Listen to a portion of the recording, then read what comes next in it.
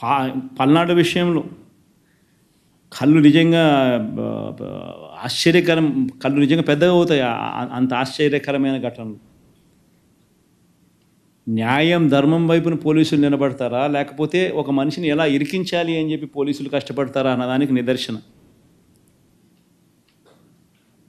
Rashid incident అయితేనేమి, ఈ RK Pinnelli Ramakrishna Reddy విషయం అయితేనేమి, పల్నాడులో పోలింగ్ రోజు మొదలవుతే మా సీనియర్ నాయకుడు 5 సార్లు ఎమ్మెల్యే, 4 సార్లు ఎమ్మెల్యే, 9, 11, 14, 19 మంచి పేరు ఉంది కాబట్టి తను అన్నిసార్లు రిపీటెడ్గా 4 సార్లు వరుసగా ఆయన ఎమ్మెల్యే గెలుచుకుంటూ వచ్చాడు. బలవంతంగా అలాంటి వ్యక్తిని ఏకంగా ఇరికిచ్చే కార్యక్రమం. అంతకుముందు పల్నాడు జిల్లాకి ఎస్పీగా రవిశంకర్ రెడ్డి ఉండేవాడు. పాపం బాగా పనిచేస్తూ ఉన్నాడని చెప్పి ఆ రవిశంకర్ రెడ్డిని తప్పించేశారు. వీళ్ళు ఎలక్షన్ కమిషన్ను, వీళ్ళకున్న కేంద్ర ప్రభుత్వంలో వీళ్ళకున్న పలుకుబడితో బిందు మాధవ్ అని చెప్పి ఒకరిని ఎస్పీని తెచ్చుకున్నారు. ఆయన చేస్తూ ఉన్న ఆకృత్యాలు అక్కడ అంతా ఇంత కాదు అని చెప్పి ఏకంగా తెలుసుకొని ఎలక్షన్ కమిషనే స్వయంగా ఆయన్ను సస్పెండ్ చేసింది. ఆయన చేసిన అగత్యాలకు ఎలక్షన్ కమిషనే ఆయన సస్పెండ్ చేసింది స్వయంగా తెలుసుకొని. దాని తర్వాత అక్కడికి మల్లికా గర్గ్ని తీసుకొచ్చింది. ఎలక్షన్ కమిషనే నియమించింది మల్లికా గర్గ్ను. మల్లికా గర్గ్ ఏమో వీళ్ళ మాట వినడం లేదని చెప్పి ఆమెను ట్రాన్స్ఫర్ చేసేసినారు.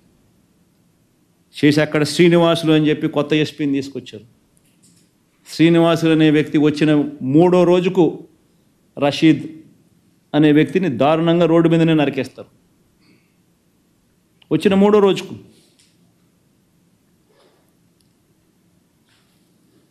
అసలు ఏ రకంగా జరుగుతూ ఉందంటే, ఇప్పుడు ఆ స్లైడ్ ఏమో, ఆ రెడ్ బుక్ స్లైడు ఇది చూడండి ఒకసారి. ఈ స్లైడ్ ఒకసారి మీరు చూడండి, హోర్డింగ్ చూడండి ఒకసారి. ముఖ్యమంత్రి కొడుకు, మంత్రి, క్యాబినెట్లో మంత్రి, ఏకంగా రెడ్ బుక్ అని చెప్పి తాను హోర్డింగ్ పెట్టి రాష్ట్ర వ్యాప్తంగా ఈ హోర్డింగ్ను పెడితే ఏం మెసేజ్ పంపిస్తూ ఉన్నాం మనం పోలీసులకు?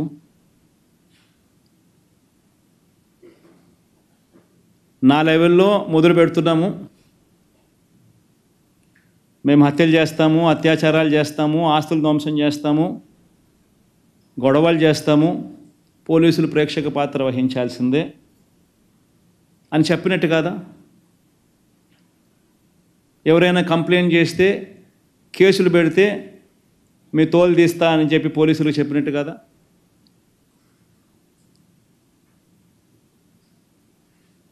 ఎవరైనా కేసులు పెట్టడానికి వస్తే దొంగ కేసులు రివర్స్ వాళ్ళ మీదనే పెట్టమని చెప్పి చెప్పినట్టు కాదా? ఈ రకంగా ఒక ముఖ్యమంత్రి కొడుకు రెడ్ బుక్ అనే దాన్ని హోర్డింగులు పెట్టించి ఏకంగా రాష్ట్ర వ్యాప్తంగా ఈ మాదిరిగా హోర్డింగులు పెడితే,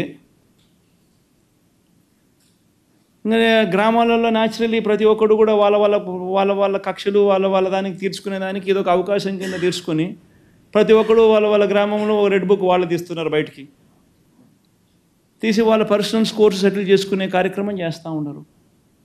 సో రాష్ట్రంలో లానెస్నెస్ అనేది ఆటోమేటిక్లీ దిగజారిపోయేదానికి ఇది కారణం కాదా? ఆలోచన చేయమని చెప్పి అడుగుతాను ప్రతి ఒక్కరూ కూడా. ఎంత దారుణంగా ఉందనంటే నిజంగా వీళ్ళ పరిస్థితి. ఒకవైపు నేను ఢిల్లీకి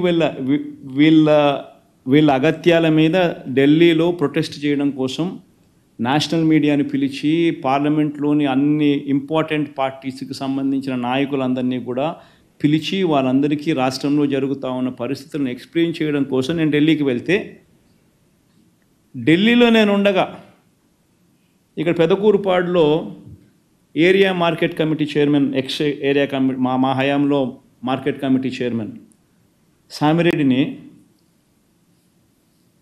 ఏకంగా కాళ్ళు చేతులు ఏకంగా వదిలేసినారు, చచ్చిపోయినాడని చెప్పి. కారు ఆపి 2 కాళ్ళు 2 చేతులు ఫ్రాక్చర్డ్. మేము ఢిల్లీలో ఉండగా చనిపోయినాడని చెప్పి వదిలేస్తే, ఆయన మనిషిని ఈరోజు మేము ఢిల్లీలో మరుసటి రోజు ధర్నా చేస్తూ ఉన్నాం, ఆయన సర్జరీ జరుగుతుంది. ఏంది ఇది? కేవలం రాజకీయంగా వీళ్ళతో విభేదిస్తున్నాం. తప్పేముంది? మీదో పార్టీ ప్రతిపక్షం అనేది లేకుండా ఎట్టపోతుందండి? ఇది మాదిరిగా చేయడం ధర్మమేనా? ఆలోచన చేయాలి అందరూ కూడా.